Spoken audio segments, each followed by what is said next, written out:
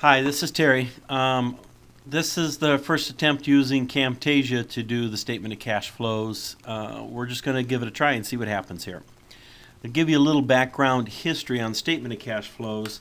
The old name for the statement of cash flows was the statement of changes in financial position that was done on a working capital basis.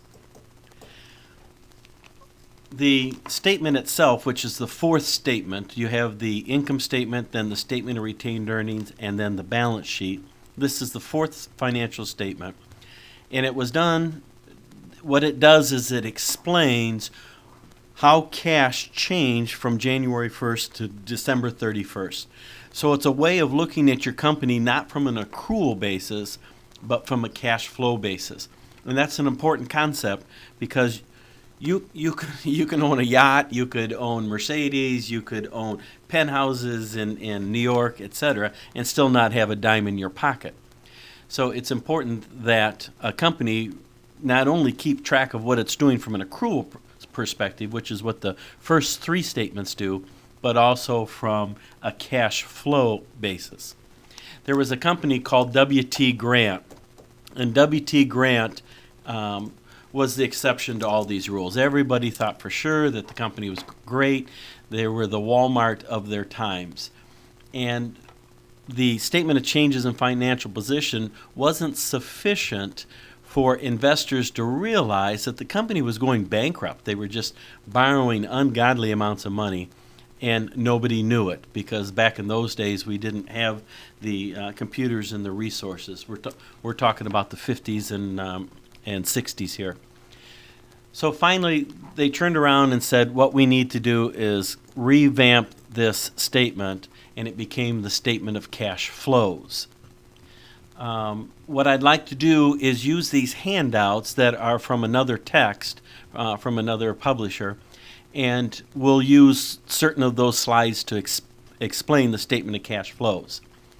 So let's move on, and we'll see how it goes. In all of these statements here, I don't think we need all those little marks if they're showing up here. Let's see if we can get rid of them. If we arrow up and arrow back down, there we go. Now they're gone. Okay. The statement of cash flows here, the beginning slide in all these Transparency Masters, and I'm going to upload quite a few of them for you, tells you what you're supposed to learn out of each one of these chapters. So we should learn what the purpose of the statement of cash is. We should learn what sources and uses, et cetera, et cetera, et cetera. So let's move on. The big issue here is the statement of cash flows, again, tells you what happens from January 1st to December 31st.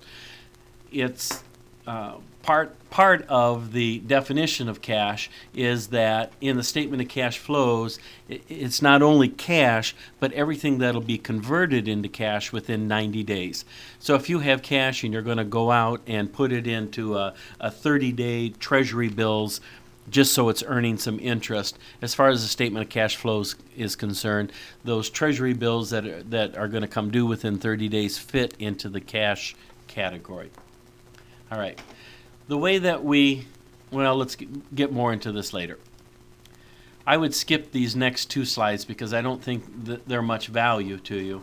But on slide that's marked number 6 on our screen here, the statement of cash flows is divided into 3 areas. The 3 areas are operating activities, investing activities, and financing activities. The operating activities is everything to do with the current assets and current liabilities. Remember that current assets and current liabilities are, by definition, going to be current assets are going to be converted into cash within 1 year, 1 operating cycle. Current liabilities will be paid within 1 year, 1 operating cycle.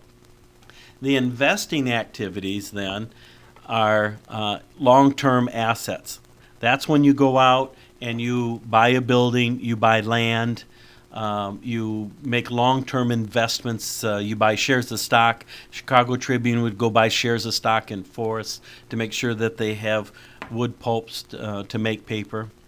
And then the financing activities are long-term liabilities and owner's equity account. So these are how you go out and get cash. The long-term liabilities would be taking out a mortgage for a building or issuing bonds.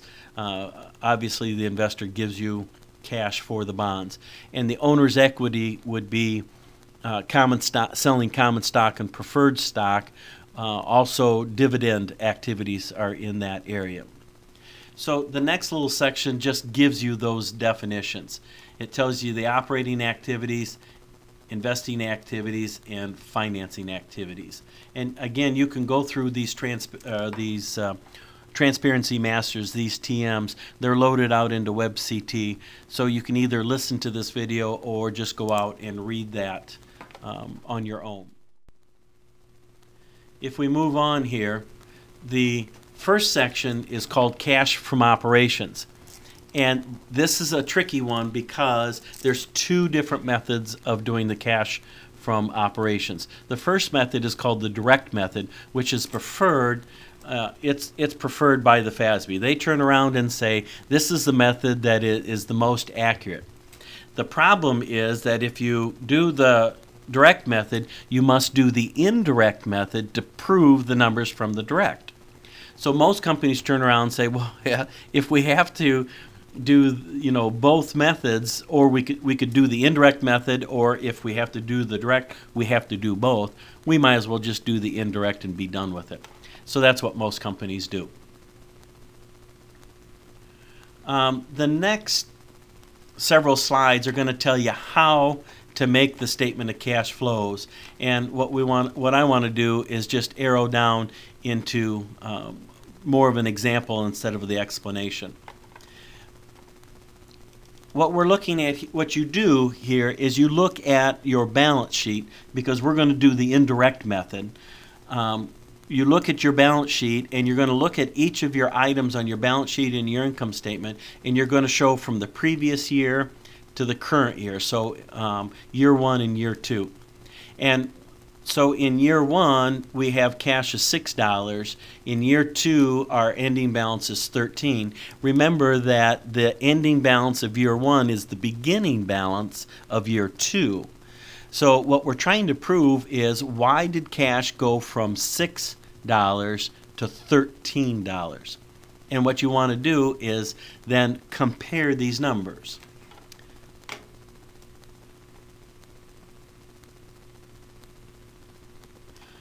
For this example, then, they're going to give us an income statement. And this particular income statement, we're showing sales minus cost of goods sold is gross margin, minus operating expenses is net income.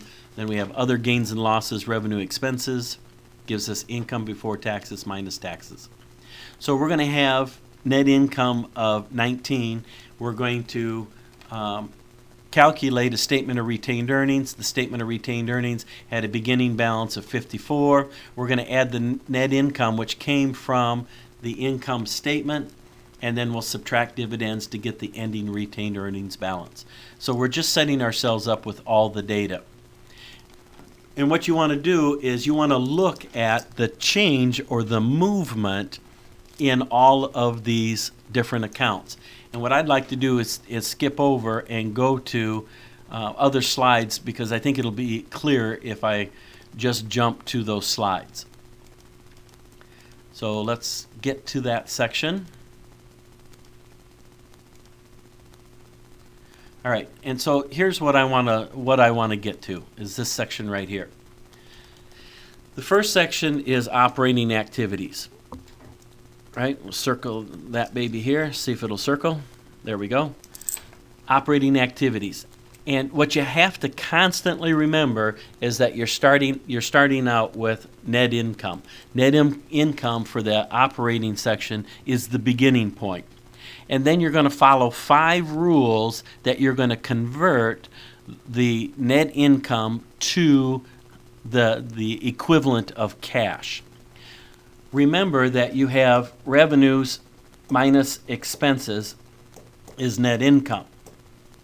So the rules that we're going to be following are going to reflect that you're already starting with net income. So the first rule is that you add back depreciation. Because you had declared depreciation to be an expense, there's no check written for depreciation. So the way that you can reverse the effect on net income is to add that $8 back in. The next section, which is going to be accounts receivable and inventory here, the idea is you'll work with all your current assets, and they're inversely related. So if there's a decrease in accounts receivable, you add it. If there's an increase in inventory, you subtract it. They're inversely related. And if you look into a T account, then I think that will make sense. That if you looked at something like accounts receivable and it had a beginning balance of 10, an ending balance of 5, and current charges during the period were 100, you're saying that your revenue is going to reflect those current charges of 100. But the cash that you actually took in had to have been 105. You would have recorded a debit to accounts receivable, credit to sales. But then when the cash comes in, you would debit cash and credit accounts receivable.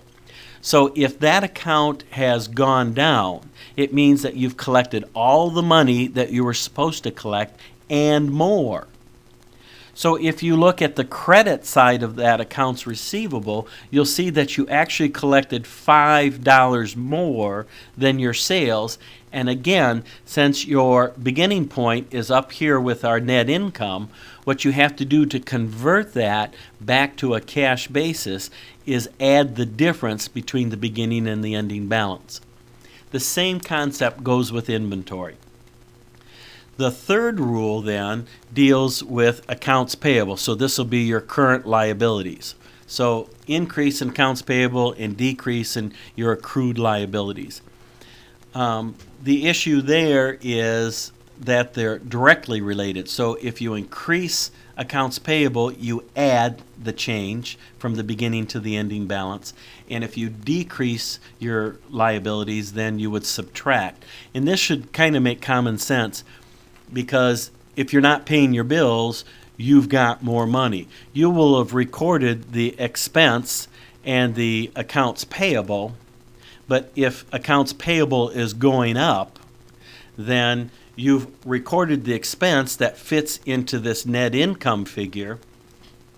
But if the accounts payable goes up, it means you just aren't paying your bills. And if you aren't paying your bills, you have more cash. The fourth rule is taxes payable, and taxes payable are the same as step number 3. So step number 4 and step number 3 are basically the same. They just separate out taxes. So if your taxes increase, your taxes payable increases, you have more cash because you're not paying your taxes. You'll have recorded the expense, but you will have not used that money for the payable.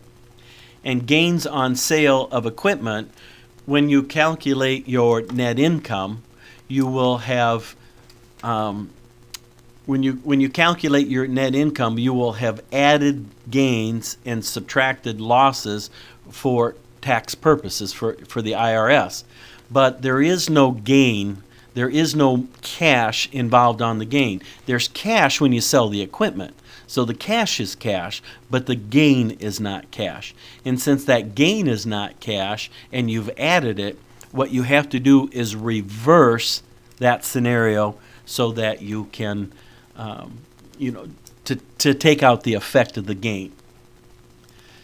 Once you do that, you'll see that what happens is, although you had 19 in net income, you actually had a positive cash flow of 25. And so if you were thinking of this in terms of millions or even billions of dollars, the difference between 19 billion and 25 billion is significant.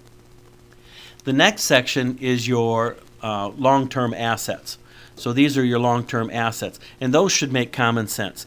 That if you add to your plant and equipment, you buy more building or buy more equipment, you're going to use cash. If you go out and buy more investments, you're going to use cash of 14 here. If you sell equipment, then that's going to be an inflow of cash. That's going to be a source of cash. And the bottom section is your long-term liabilities and owner's equity. And the issue there is if you have sold more bonds, so if your bonds payable is increased, you've got more cash because that's what people give you. If you've sold stock, you've got more. If you've paid out dividends, you have less. So those should make sense. Then if we look at this statement of cash flows, we've got 25 sitting here in from operating activities. We've got 26 in investing activities, and we've got 8, a negative 26, and then we've got 8 sitting here from financing activities. So if you look at this entire thing, you'll see that our beginning balance was 6. We had a net change of 7, and so the ending cash balance is 13. We've just proven, where our cash balances are.